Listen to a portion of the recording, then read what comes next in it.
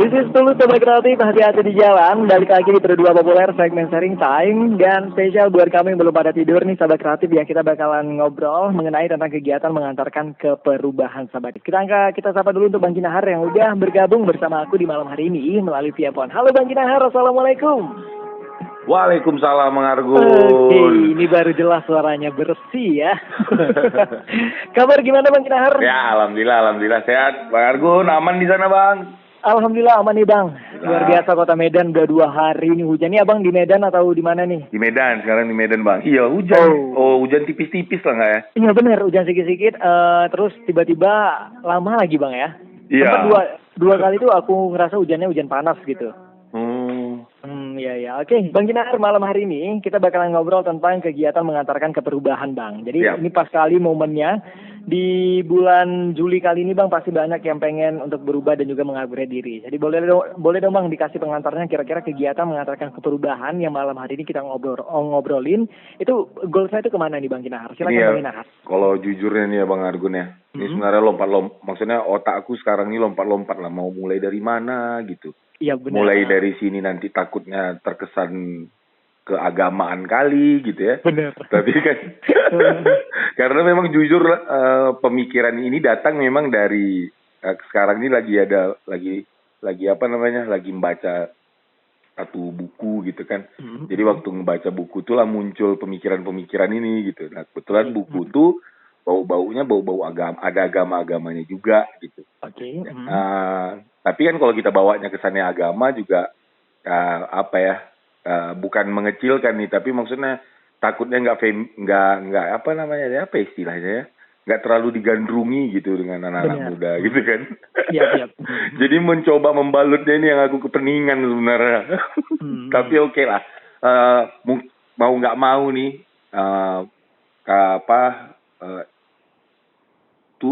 inilah gini.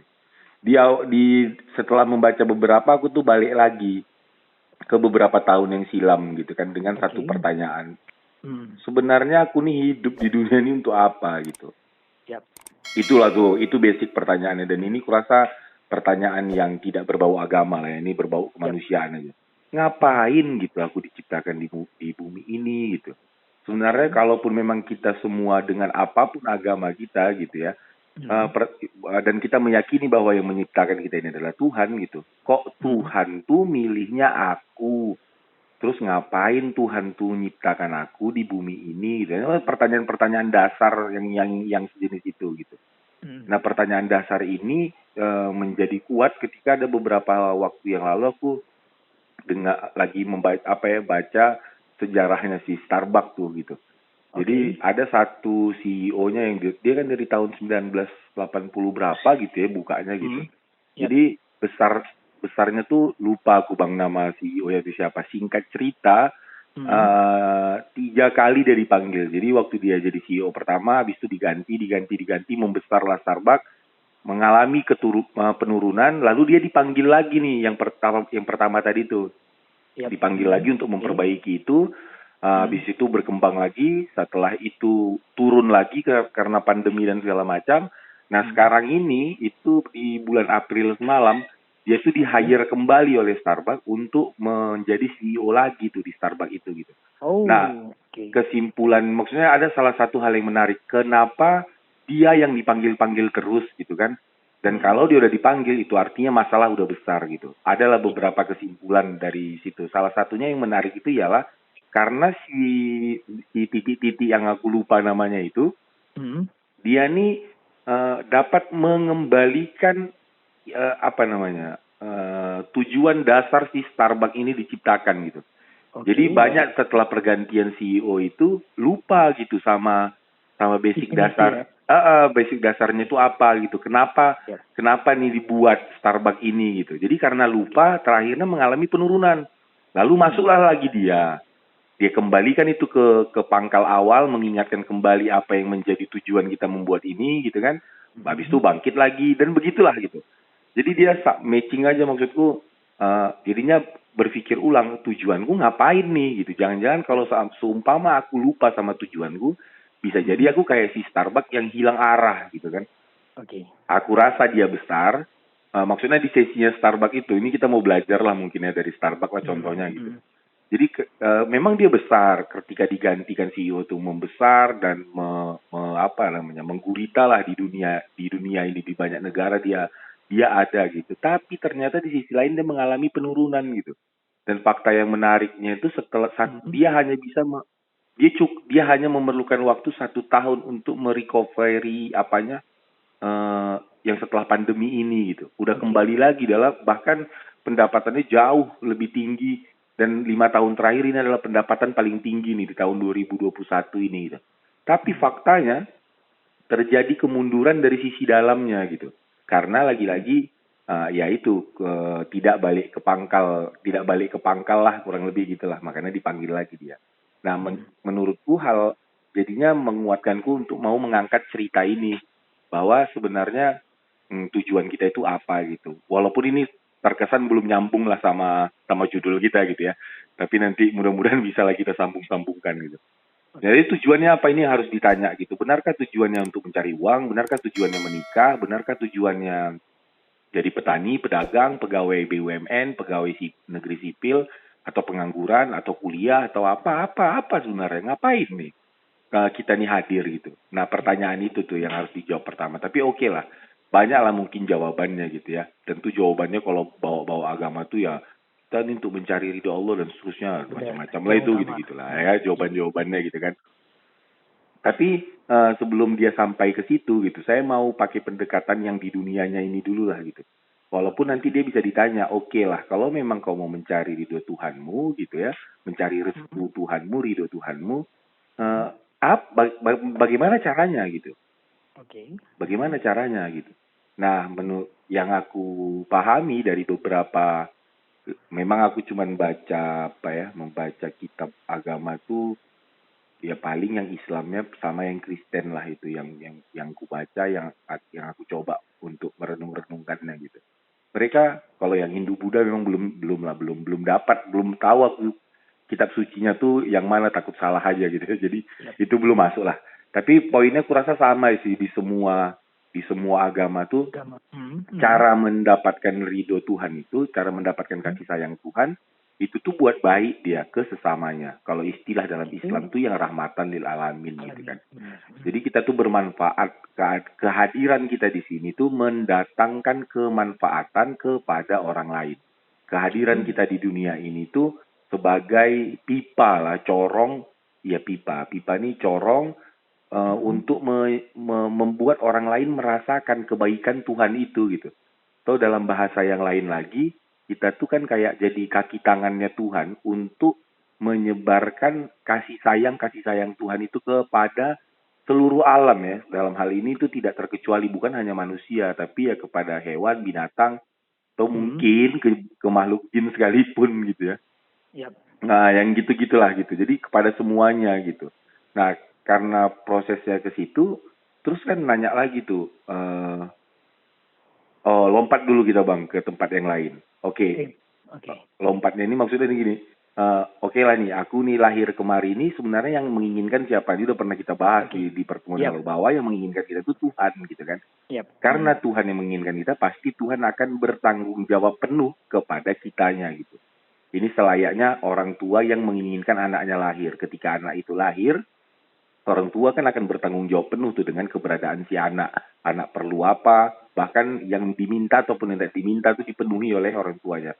Kurasa begitu pula lah dengan Tuhan gitu. Dia akan memenuhi atau akan membantu kita untuk mencapai apa sebenarnya tujuan daripada kita diciptakan. Nah, kita udah anggaplah dulu siapapun yang mendengar kita sepakat bahwa salah satu tujuan keberadaan kita di dunia ini tuh ya untuk menjadi corong menjadi corong untuk menyebarluaskan kebaikan, dalam bahasa lain tadi yang tadi itu rahmatan lil alamin. Karena tujuannya itu dan Tuhan pun pasti akan bertanggung jawab kepada kita agar kita bisa mewujudkan tujuan kita itu gitu. Terus kan timbul pertanyaan, kira-kira apa yang akan dilakukan Tuhan agar kita ini dapat menjadi penyalur kebaikan tadi gitu kan. Kira-kira macam mana ya cara Tuhan membuat aku nih bisa menjadi penyalur kebaikan itu gitu. Oke. Kan itu jadi pertanyaan, macam mana nih? Biar aku bisa jadi kayak gitu, kira-kira apa yang akan Tuhan lakukan? Apa yang harus lakukan? Iya. Kalau aku pakai istilah apa yang akan Tuhan lakukan gitu ya, Bang. Jadi walaupun tentu jawaban sesungguhnya hanya Tuhan lah yang mengetahui. Jadi kan kita nih coba untuk merenung-renung saja, merasa-rasa saja. Mungkin saat ini yang akan kusampaikan ini kebenaran menurutku, tapi bisa jadi beberapa waktu yang akan datang ini bisa menjadi sebuah kesalahan gitu ya. Tapi oke lah, saat ini yang aku rasa tuh yang akan Tuhan lakukan untuk kita menjadi penyalur kebaikan tadi itu, tentu kitanya akan dibuat Tuhan jadi baik. Itu udah apa ya, itu kayaknya standar lah, rumus umum lah. Tak akan mungkin kebaikan dapat disampaikan atau dapat disalurkan kalau orangnya nggak baik. Jadi kan udah udah pasti ya kita harus baik dulu. Kalau istilah-istilah orang tuh apa ya, istilah ibda binafsi. Kita mengatakan apa yang kita lakukan atau kita melakukan apa yang kita katakan gitu kan. Jadi dia selaras lah. Nah karena kayak gitu nanti orang jadinya percaya sama kita dan bisa merasakan, iya betul ini enak deh ini yang gitu-gitulah gitu. Nah jadi sebelum kita tanya bagaimana cara Tuhan agar kita menjadi penyalur kebaikan, itu jadinya menjadi sama pertanyaannya dengan bagaimana caranya Tuhan membuat kita jadi pribadi yang baik. Karena kalau kita udah baik, itu secara otomatis kita akan bisa menyalurkan kebaikan itu, kan itu tuh. Logika aku dalam merenung inilah gitu ya gitu. Jadi pertanyaannya tuh bagaimana caranya Tuhan membuat aku jadi baik. Kurasa dalam perjalananku dan dengar obrolan orang-orang lain gitu, paling mudah orang berpikir ulang tentang dirinya yang dia lakukan itu kalau dia mendapatkan kesulitan dalam pengertian yang tidak seperti yang ada di dalam pikirannya gitu. Tapi kalau yang dia mudah-mudah saja, itu biasanya orang jarang untuk mau merenungi tentang dirinya, atau dalam bahasa umumnya introspeksi diri itu jadi kurang gitu. Kalau kemudahan saja yang dia dapatkan gitu.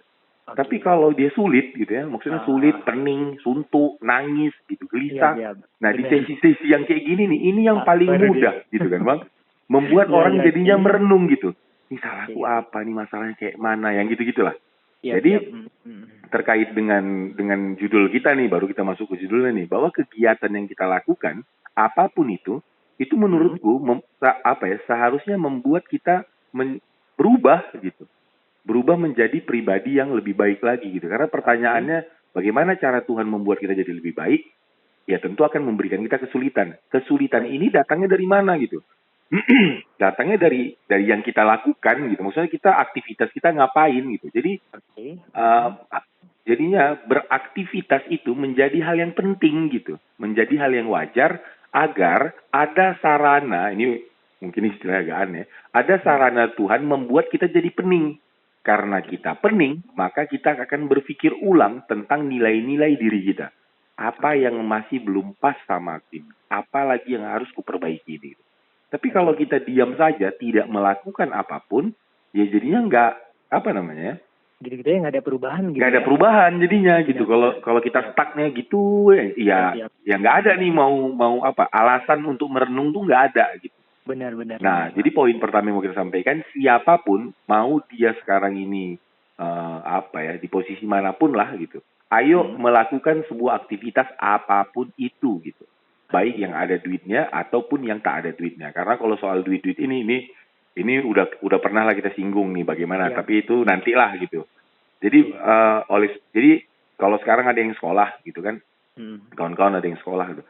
Sekolah tuh lihatlah bukan untuk mencari selembar kertas yang mereka sebut sebagai ijazah gitu, bukan.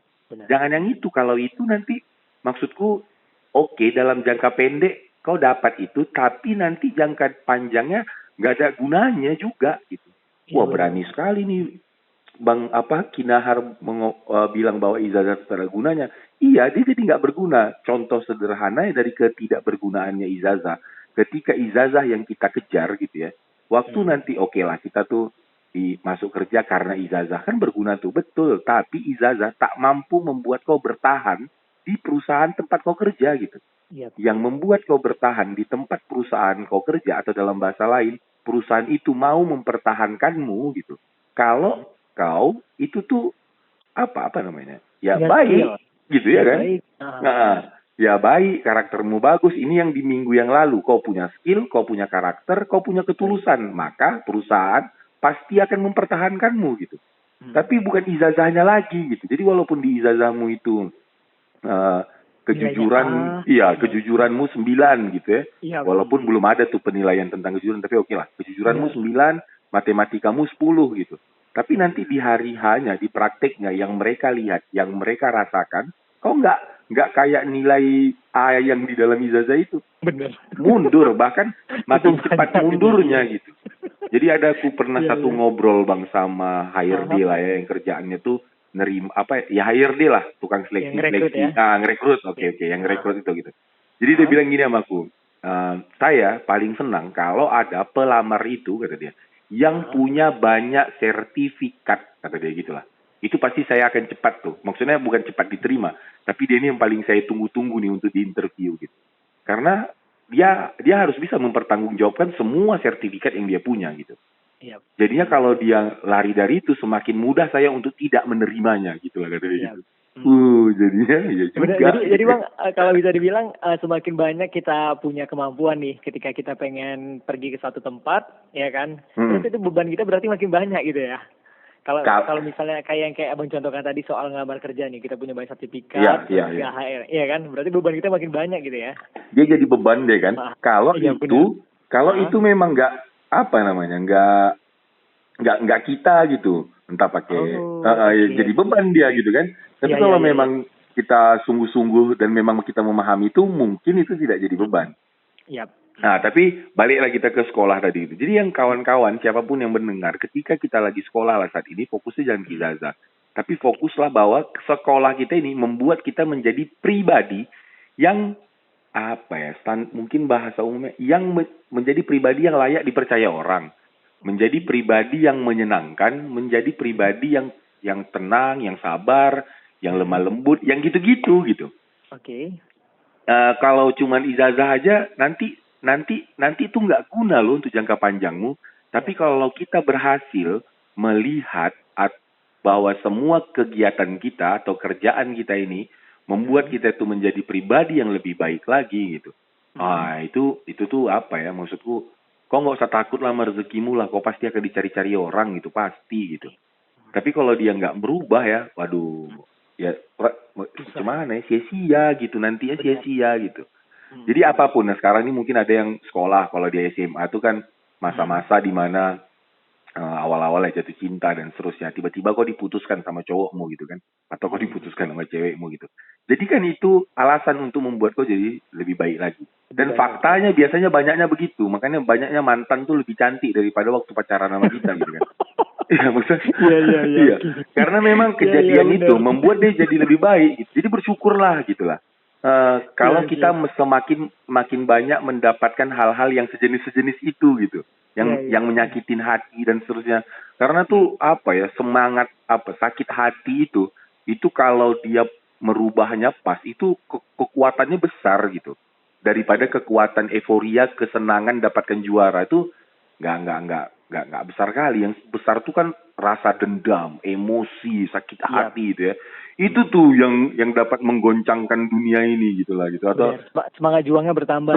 Juangnya bertambah. Cuman perkaranya nanti kan hanya tinggal merubah cara berpikirnya aja. Tenaganya biarkan gitu.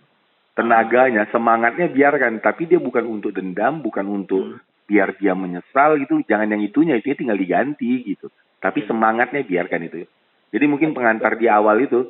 Jadi kegiatan kita itu harus bisa membuat kita jadi berubah. Makanya sebelum kita break nih ya Bang Argun, silakan kawan-kawan tuh bisa lah mungkin berpikir ya.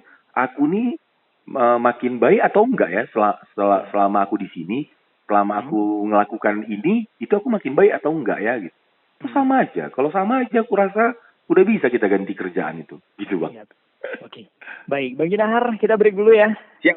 Asik sekali ngobrol hari ini sahabat kreatif untuk topik kita kegiatan mengantarkan ke perubahan. Tadi udah banyak sekali di awal untuk kita bahas di malam hari ini. Jadi buat kamu yang belum pada tidur nih malam hari ini, sahabat kreatif ya, enjoy di malam Sabtunya kamu. Langsung aja kirimin pertanyaan kamu di sharing time kali ini, sahabat kreatif, di 0811 615924 dan dari Instagramnya Pro2 di @pro2mbn, sahabat kreatif. Jangan lupa nama kamu, lokasi kamu di mana, baru pertanyaannya kamu, sahabat kreatif. Pengen curhat? Gabung aja malam hari ini, sahabat kreatif, malam Sabtu spesial edisi. Kita bakalan bahas cerita kamu dan juga curhatan kamu, sahabat kreatif. Jangan kemana-mana, stay tune terus oleh yang Pro2 FM Radio Medan, suara kreativitas. Balik lagi, sahabat kreatif, di Pro2 FM Radio Medan. Sharing time, masih ngobrol, sahabat kreatif, di Pro2 Populer.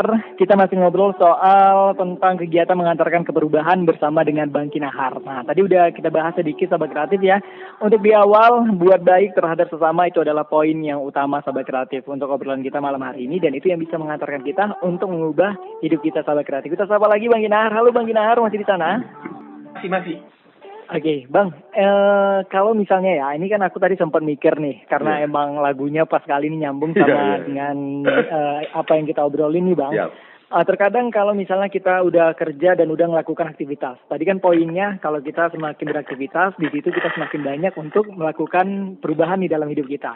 Nah, bisa nggak sih Bang, kalau misalnya terkadang ketika beraktivitas kita tuh selalu mikir, apakah kerjaan aku ini benar? Apakah perilaku yang aku ambil, langkah yang aku ambil ini benar? Jadi masih ada kayak kesangsian gitu Bang, dan akhirnya ya udah itu yang ngebuat kita pindah-pindah. Ditambah lagi tentang usikan atau mulut-mulut dari orang-orang sekitar kita yang sering ngata-ngatain kita. Nah, itu bisa nggak sih jadi faktor juga untuk kita mengubah diri kita menjadi lebih baik lagi, Bang? Iya, kalau dia bertanya yang kayak pertanyaan abang di awal, terus karena itu dia pindah-pindah kerjaan gitu ya. Maksudku sebelum dia pindah-pindah itu gitu, ini pekerjaanku ini benar atau enggak gitu. Tentu tuh nanti kita akan larinya ke hukum gitu kan. Nah, selagi dia memang halal gitu, ya udah gitu. Terus memang ini agak ini mungkin yang akan saya sampaikan ini bisa jadi kontroversi itu. Kalau cerita yang kalau pakai istilah Islamnya tuh apa ya, subhat gitu kan. Ada unsur-unsur yang nggak baiknya gitu. Itu kalau ada satu kiai ulama yang aku dengar tuh namanya Gus Baha gitu. Dia bilang bahwa yang tidak subhat di dunia ini itu cuma satu memang katanya. Apa itu? Air hujan yang turun dari langit katanya gitu. Tapi selebih dari itu, ya kalau memang mau cerita unsur subhat, ya subhat gitu loh. Pasti ada unsur subhatnya. Itu bisa lah ditilik. Tapi aku memang nggak terlalu mendalami itu. Tapi terkait dengan yang abang tanyakan, apakah karena ini betul nggak kerjaanku ini betul nggak kerjaanku ini ya gitu. Mungkin yang paling sederhana kalau dia nggak mencuri, udah betul lah itu gitu. Kalau dia kerja gitu kan. Jadi jangan. Gimana? Berarti yang kalau pokoknya apapun kerjaannya yang ngebuat dia itu ngerasa gelisah dan itu berbau dengan halal, itu berarti benar Bang ya? Apa yang dilakukannya ya? Ya tinggal nanti direnungkannya lah ya. Ini sebenarnya yang bikin gelisah nih apa gitu. Nah seringkali kita masuk ke pernyataan abang berikutnya. Omongan orang. Terus kayak fitnahan gitu-gitulah ya. Terus jenisnya gitu. Ini nih yang jadinya ini kayaknya aku di ranah yang nggak betul nih segala macam gitu. Sekarang tuh sebelum memutuskan kau betul atau tidak, coba dulu direnungkan dulu, benar nggak yang disampaikan orang itu gitu. Nah kalau kata salah satu sahabat itu gini, terkait dengan hal itu, ketika kita dikata-katain orang, itu biasanya berpikirlah bahwa biasanya itu ada dua hal kemungkinannya. Yang pertama, kita memang begitu. Tapi kita bisa jadi nggak sadar kan gitu kan. Ada istilah blind spot, kayak truk itu kan di belakangnya nggak nampak dia tuh. Jadi hati-hati kalau truk lagi mundur kan gitu tuh kan. Yang nampaknya siapa? Yang nampaknya ya kita yang di samping-samping yang di luar dari truk. Itu bisa nampak kita. Jadi ada blind spotnya. Bisa jadi memang kita tuh kayak gitu loh gitu. Tapi kita tak sadar gitu. Sebelum masuk poin kedua, aku mau ngasih contoh lagi. Itu ketika aku udah ngobrol sama salah satu siabanganku gitu ya. Kebetulan aku tuh mirip lah sama dia gitu lah. Miripnya ini ngomong tuh keras.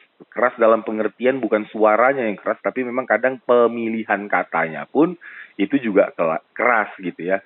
Jadi apa ya, yang misalnya nggak ragu lah untuk bilang, kan bodoh itu gitu. Nah, misalnya kalimat-kalimat yang kayak gitu tuh. Nah tapi kalau sama si abangan gitu, dia nggak ngerasa bahwa itu sebuah kesalahan. Aku ngerasa bagus. Maksudnya biasa aja aku ngomong gitu.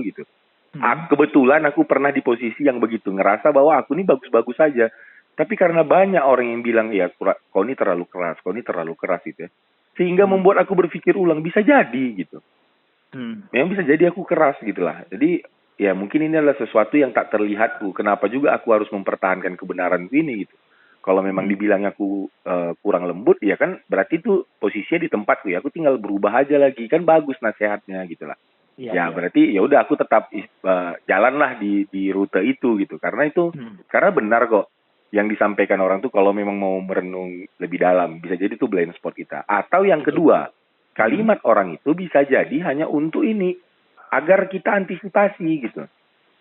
Kita memang nggak ngelakukan itu gitu lah. Tapi dibilang orang kita begitu, itu bisa jadi agar kita tuh antisipasi untuk tidak masuk ke situ gitu. Jadi diingatkan lah kan. Maksudku kan bisa pakai cara berpikir itu gitu loh. Misalnya dibilang ya? Iya Bang Argun, Bang Argun tuh apa tuh penjilat tuh gitu. Anggaplah abang nggak begitu gitu. Tapi ya lihatlah kalimatku yang barusan tadi itu sebagai pengingat gitu bahwa oh iya kalau gitu aku jangan sampai kayak gitu ya, kira-kira apa ya kegiatanku atau perlakuanku yang bisa dinilai begitu. Jadi ada perubahan yang begitu gitu jadinya. Benar aku sepakat. Ini dia. Jadi ada dua itulah. Yang paling dibutuhkan emang benar-benar hal-hal seperti ini Bang. Sebagai pengingat ya untuk omongan-omongan orang itu. Tapi Bang, sebelum aku baca pertanyaan nih ya, antara dua pembahasan kita, misalnya dengan omongan orang nih yang begitu kasar, yang bisa ngebawakan kita perubahan, dengan sebuah kegiatan banyak yang bisa mengantarkan kita ke perubahan, antara dua sisi ini yang paling faktor yang paling mendorong untuk melakukan perubahan terbesar itu yang mana Bang? Apakah gara-gara omongan orang atau mungkin gara-gara aktivitas kita yang banyak nih, kegiatan yang kita lakukan untuk berbuat baik yang banyak? Oh ya gini. Izin ku potong ya Bang. Jadi kalau sama yang tadi antara omongan orang sama kegiatan yang banyak gitu, mana nih yang paling bisa merubah diri kita gitu? Menurutku ya tidak dua-duanya, tapi bisa dua-duanya gitu dia gitu. Karena dua-duanya bisa dua-duanya ya. Karena kurasa yang paling membuat kita tuh bisa berubah, bukan paling bisa kayak mana ya? Yang paling cepat membuat kita tuh berubah. Tapi gini lah, sebelum kita berubah itu harus ada dulu yang namanya perenungan yang membuahkan pengakuan dosa, kurang lebih gitulah ya gitu. Nah, perenungan ini dan pengakuan ini bisa muncul kalau kita tuh dihajar gitu loh. Dihajar nih apa ya? Istilah bukan dipukuli, bukan, maksudnya dibuat kita tuh nggak nyaman gitu. Itu yang baru membuat kita tuh jadi mau berpikir ulang gitulah. Benar atau tidak. Nah, kadang omongan orang bisa membuat kita nggak nyaman. Kerjaan yang banyak pun itu berkemungkinan akan mendapatkan lebih cepat mendapatkan ketidaknyamanan itu, karena semakin banyak tanggung jawab itu biasanya semakin pening gitu loh. Ini kok payah kali loh orang ini diatur, maksudnya kan gitu kan.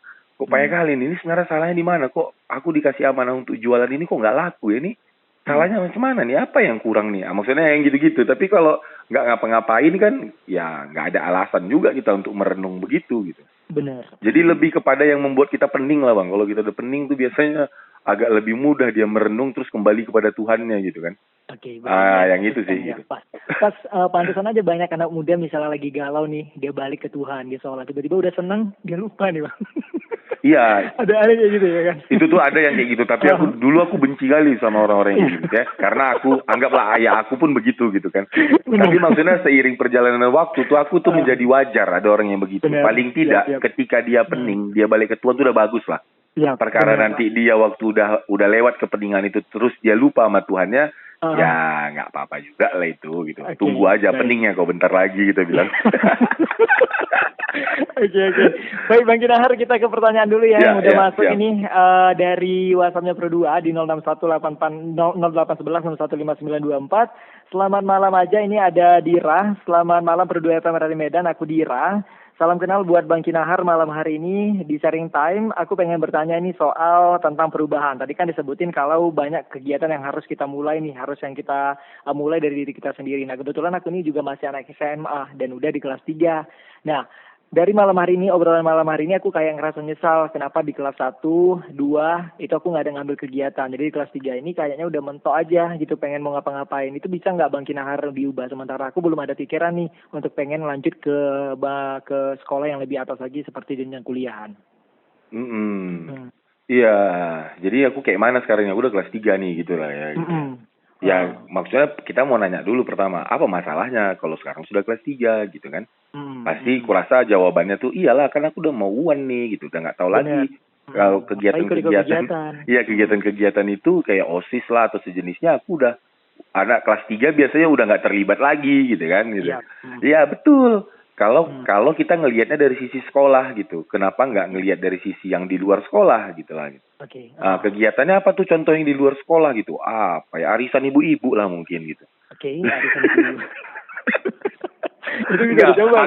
Maksudnya aku belum terpikir apa gitu. Itu aja yang terlintas gitu. Seperti itu lah. Okay. Atau kayak gotong royong di rumah gitu kan. Oh, relawan ya, relawan. Iya, relawan yang begitu gitu. Maksudnya gini, kerjaannya tuh apa aja gitu ya. Kerjaan ini kegiatan ya, kerjaan sama dengan kegiatan. Kegiatannya tuh apa aja? Banyak betul. Tapi memang goalnya memang bukan mau cari masalah, enggak, karena masalah tuh nanti datangnya itu gitulah gitu. Nah, tapi buat aja dari sekarang itu ngapain? Biasanya sih yang berhubungan dengan orang gitu. Tapi sebelum itu ya udah berhubungan sama benda pun tak ada masalah gitulah. Jadi siapa namanya? Dira nih misalnya hobinya ngapain gitu ya? Mulailah dari situ aja Dira gitu. Kalau Dira hobinya karate, ya udah balik lagi gitu untuk latihan karate atau ngajar karate atau apa gitulah yang sejenis itu. Tapi kalau Dira berpikirnya harus kegiatan yang di sekolah, itu memang bingung kita Dira gitu. Benar, jadi yang di luar sekolah aja. Karena udah selesai juga gitu. Benar. Oke. Dira, itu dia jawabannya Dir. Lakukan yang terbaik. Di luar masih banyak kegiatan yang bisa kamu lakukan. Asalkan positif ya Bang Ginahar. Banyak kali ya. Aduh, kalau nggak kau hubungi aku pribadi aja sebenarnya Dira. Nanti aku banyak kegiatan nih yang bisa gue ikuti. Bener. Atau nggak gini aja Bang. Dia suruh dengerin Ginahar AS. Ya kan? Oh iya. Malam. Karena siaran ini Sahabat Kreatif ini bakalan diupload di podcast. Iya, betul. Kamu yang misalnya ketinggalan nih dari awal bisa langsung nanti dengerin, ya kan Bang Ginahar? Iya, tapi itu rupanya guna juga loh Bang. Tapi ini kita agak lompat sikit ya, walaupun udah mepet lah waktu kita gitu. Benar, udah mepet. Aku pertama tuh kan maksudnya ya di YouTube tuh nggak tahu juga gitu gitu. Aku mau nampakkan muka aku ada malu-malunya gitu-gitulah. Tapi oke lah, singkat cerita, berarti kontennya dari radio ini aja gitu. Nah, rupanya ada ininya juga loh, maksudnya beberapa kawan-kawanku lah ya, terutama yang kawan-kawan sih, karena kan nanti aku ngupdate ke status WA gitu kan, atau ke Instagram gitu ya. Jadi orang tuh kadang-kadang mau juga gitu ngedengerinnya gitu. Jadi hari ini aku dapat beberapa itu kayak orang tuh mengucapkan terima kasih gitu. Aku jadi malu sendiri juga. Dengar yang terakhir, kayaknya keren kata orang tuh gitu, tapi Allahu a'lam lah. Oke. Ya, tapi itu memang luar biasa Bang. Ya, jadi nggak bisa dengan yang baru gabung, nanti bisa langsung cek aja untuk di podcastnya ya kan? Iya, dengar aja di situ. Benar, jadi bisa nambah juga nih wawasan. Ini juga banyak episode kita nih Sahabat Kreatif banyak, ya. Oke, Bang ini udah hampir jam 23 juga. Boleh Bang kesimpulan kita, obrolan kita hari ini luar biasa. Jadi yang mau kita sampaikan ya terkait dengan judul bahwa kegiatan itu, pastikan semua yang kita lakukan membuat kita berubah. Berubah ini lebih kepada karakter kah judulnya, akhlak kah judulnya, gitu-gitulah gitu. Terserah lah mau pakai judul yang mana. Tapi ada perubahan. Mungkin dari ketelitian, dari ketepat waktuan, dari kesabaran dan sejenisnya gitu. Nah, dan cara mendapatkan itu memang ya harus banyak-banyak kita berinteraksi dengan orang, ataupun ya apapun lah, berkegiatan lah, poinnya berkegiatan. Kenapa ini harus perlu? Karena memang tujuan kita itu untuk menjadi untuk menyampaikan kebaikan itu gitu. Nah, bagaimana mungkin kebaikan ini dapat disampaikan kalau kita pun belum baik gitu. Jadi memang poin pertamanya tuh kita tuh ya memang harus baik. Kalau kita udah baik, jadinya kita melaksanakan tugas dari Tuhan, yaitu menjadi orang yang menjadi penyampai atau penyebar kebaikan itu, jadinya jadi mudah gitu. Jadi nggak usah khawatir. Baru-baru ini adalah aku pakai istilah biar keren aja nih ya Bang, padahal sebenarnya kawannya, tapi aku pakai istilah klien lah. Jadi ada klien yang baru hari ini yang ngubungin aku, yang dia kena kecil karena sama kawannya dan seterusnya gitu. Aku rasa tadi aku suruh beliau tuh ya cobalah dengar aja dulu gitu. Ya nggak suruh juga sih, mana tahu ada waktu, bolehlah dengar percakapan di RRI malam hari ini. Mudah-mudahan beliau mendengar sampai dengan detik ini. Amin. Yang mau aku sampaikan ialah nggak usah fokus kepada itunya, persoalan kok saat ini gitu. Misalnya kok dikecilkan sama kawanmu lah, atau kok aku diginikan sama kawan-kawanku gitu. Nggak usah itunya gitu. Tapi lebih aja ke pertanyaannya pelajaran apa yang bisa ku ambil dari kejadian ini.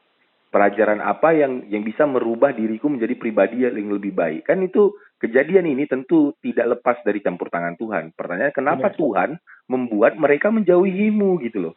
Pasti ada, dan yang bisa menjawab itu ya diri kita sendiri gitu. Oleh sebab itu temukan itu, renungilah itu gitu. Jadi apa ya, kalau pakai istilah Islam tuh yang ya tafakarun, yang gitu-gitu lah, yang berpikir kita apa masalahnya nih gitu, apa yang harus kita ubah. Nah ketika itu nanti kita menjadi pribadi yang lebih baik lagi gitu ya, yakinlah bahwa magnet rezeki itu pribadi yang baik. Semakin baik pribadi kita, itu daya tarik kita terhadap rezeki itu akan semakin kuat gitu. Jadi nggak heran orang-orang yang kaya banget itu kalau jumpa sama mereka baiknya mah Allahu Akbar, luar biasa. Sebagai penutup aku mau menceritakan satu orang yang ku kenal. Agamanya bukan Islam, tapi aku banyak belajar agama jadinya dari dia. Singkat cerita, aku tuh datang jumpanya di mana tuh? Di Mulia kalau nggak salah, di apanya, di resepsionisnya gitu kan. Habis itu ngobrol-ngobrol. Beliau sudah tua gitu, tapi nggak usah aku sebut kerjanya, sebutlah. Dia tuh ini, kalau ada namanya Pertamina pom bensin, ada satu lagi namanya AKR. Itu tuh tempat minyak juga lah. Jadi dia tuh salah satu bos-bos besar di situ. Jadi yang aku terpesona tuh, yang dia cerita dia bangunnya jam 4. Terus kegiatan dia itu, aku tuh selalu juga ngasih makan burung di rumahku gitu. Jadi aku sengaja aja memang selalu ku ambil beras satu satu kaleng kecil gitu untuk bagi-bagian ke mereka. Dan aku tuh agak dia yang cemas ketika kalau lagi mandi gitu kan, di baknya atau di tempat ember-ember tampungan airnya itu gitu, ada semut gitu yang terapung-terapung tuh. Biasanya tuh ku tolong sih, maksudnya ku pindahkan dia karena kasihan dia nggak bisa berenang gitu gitulah, kata dia gitu kan. Aku tuh dengar gitu tuh, aku tuh nggak gitu banget loh gitu, tapi kalau direnung-renung kan ya memang begitu seharusnya orang gitulah. Jadi apa ya, dia tuh memang yang mendatangkan kemanfaatan itu, sampai aku dapat cara berpikir baru tentang lipas kecoa, yang orang jijik, yang orang bunuh gitu. Terus dia bilang sama aku gini, kan padahal kan sebenarnya kecoa itu yang ngundang kita katanya. Aku tanya, di mana kitanya? Aku bilang gitu lah. Iya, karena mereka tuh datang apabila rumah kita kotor gitu. Kalau rumah kita kotor, terus lembab dan seterusnya, maka datanglah mereka. Jadi kalau mereka datang jangan dibunuh. Itu sama kayak kita ngundang tamu, terus tamunya kita bunuh, kata dia. Iya juga.